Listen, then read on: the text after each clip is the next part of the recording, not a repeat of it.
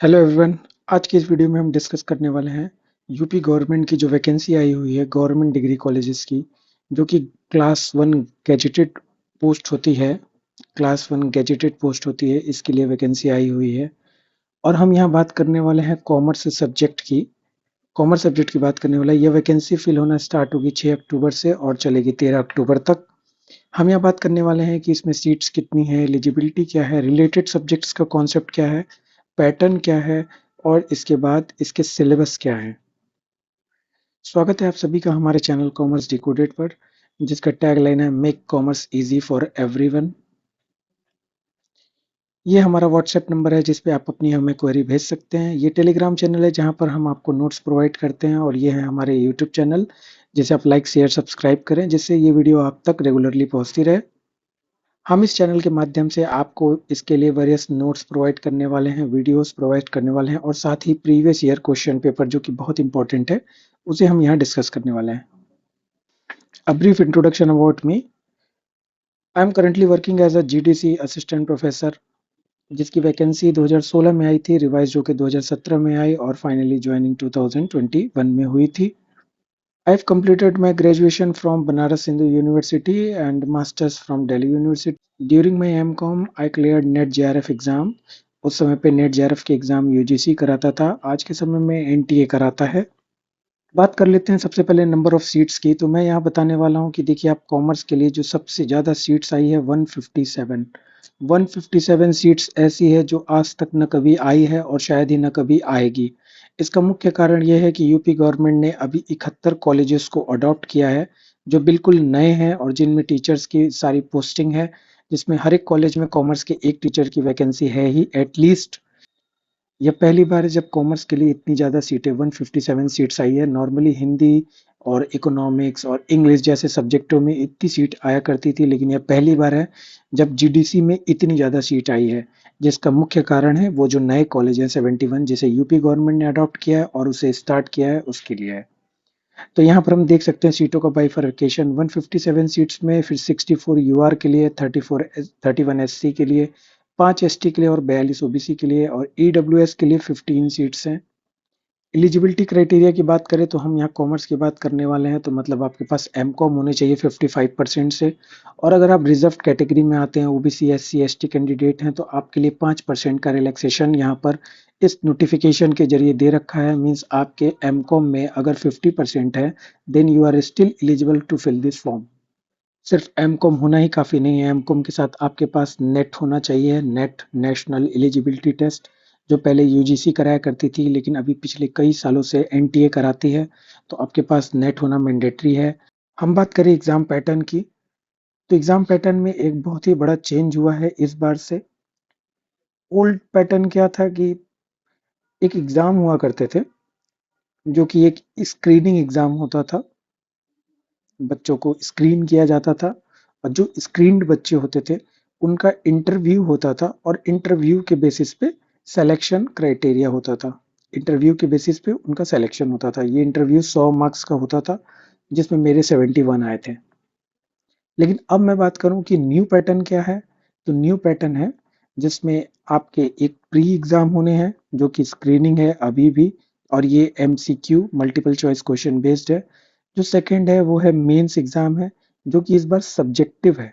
Subjective मतलब आपको लिखने के लिए क्वेश्चंस मिलेंगे, और यहाँ पर आप ऑब्जेक्टिव की तरह सर्किल नहीं करेंगे, और आपको यहाँ पूरा आंसर राइटिंग करनी पड़ेगी, और ये सिलेक्शन का पार्ट होगा। और इसके बाद होगा, और इसके बाद है इंटरव्यू। इंटरव्यू भी आपका सिलेक्शन का पार्ट है।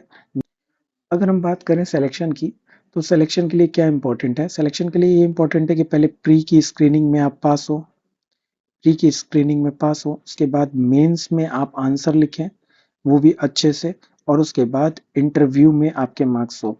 इन दोनों मार्क्स के बेसिस पे आपका सिलेक्शन फाइनल होना है, इसी के बेसिस पे फाइनल सिलेक्शन होना है। प्री भी बहुत इंपॉर्टेंट है। अगर प्री में ही कोई बच्चा क्वालिफाई नहीं होता, तो वो बिल्कुल सी बात है कि वो मेंस के लिए अपीयर नहीं हो पाएगा।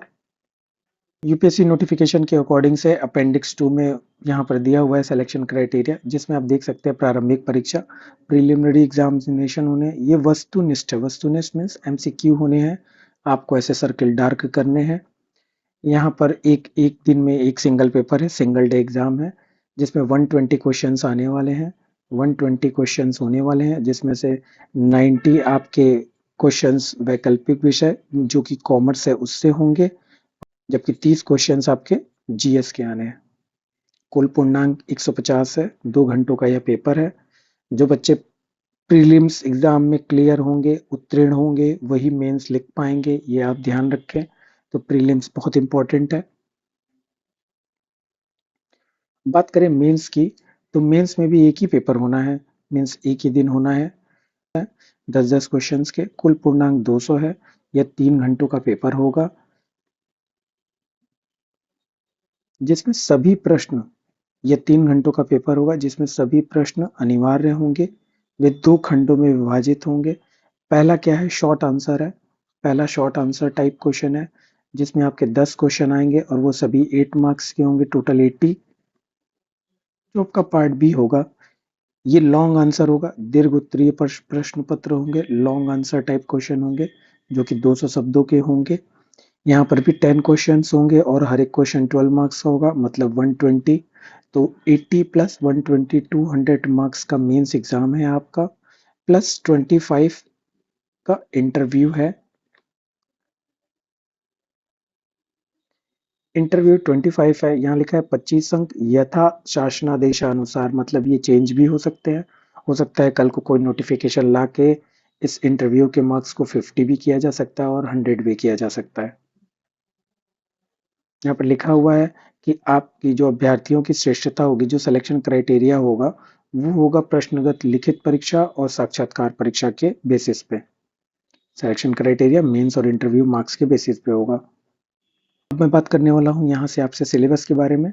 सबसे पहले प्रीलिम्स में 30 क्वेश्चन होने हैं आपके जीएस सब्जेक्ट के, जीएस जनरल स्टडीज, जिसका सिलेबस यहाँ पर इन्होंने बता रखा है।